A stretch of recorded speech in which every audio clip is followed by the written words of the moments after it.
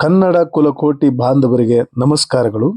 ಇವತ್ತು ನಾನು ತುಮಕೂರು ಜಿಲ್ಲೆಯ ಪೆರಮನಹಳ್ಳಿ ಅನ್ನುವಂಥ ಗ್ರಾಮದಲ್ಲಿದ್ದೀನಿ.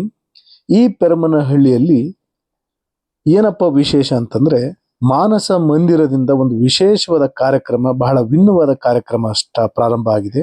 ಈ ಮಾನಸ ಮಂದಿರವು ಶ್ರೀ ಪ್ರಸನ್ನ ಕಾವೇರಪ್ಪ ಅವರ ಅಧ್ಯಕ್ಷತೆಯಲ್ಲಿ ಪ್ರಾರಂಭವಾಗಿದ್ದು, ಇದಕ್ಕೆ ಮುಖ್ಯ ರೂವಾರಿಗಳಾಗಿ ಹೈಕೋರ್ಟ್ನ ವಕೀಲರಾದ ಶ್ರೀ ಚನ್ನಬಸಪ್ಪ ನಂದಿಹಾಳ್ ಮತ್ತು ಹೊನ್ನಪ್ಪ ಎಸ್ ಅವರು ಹಾಗೂ ಸಮಾನ ಮನಸ್ಸಿನ ಹಲವಾರು ಸ್ನೇಹಿತರು ಈ ಒಂದು ಸಂಸ್ಥೆಗೆ ಬೆನ್ನೆಲುಬಾಗಿ ನಿಂತಿದ್ದಾರೆ.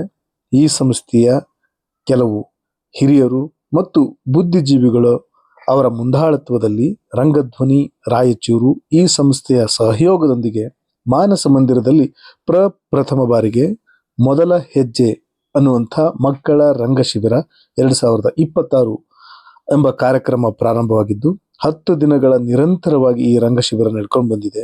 ಈ ಶಿಬಿರದಲ್ಲಿ ಮಕ್ಕಳು ಹಾಡು, ಕುಣಿತ, ರಂಗಾಟ ಹಾಗೂ ಒಂದು ನಾಟಕವನ್ನ ಕಲಿತು ಅದನ್ನು ಪ್ರದರ್ಶನ ನೀಡಲಿದ್ದಾರೆ.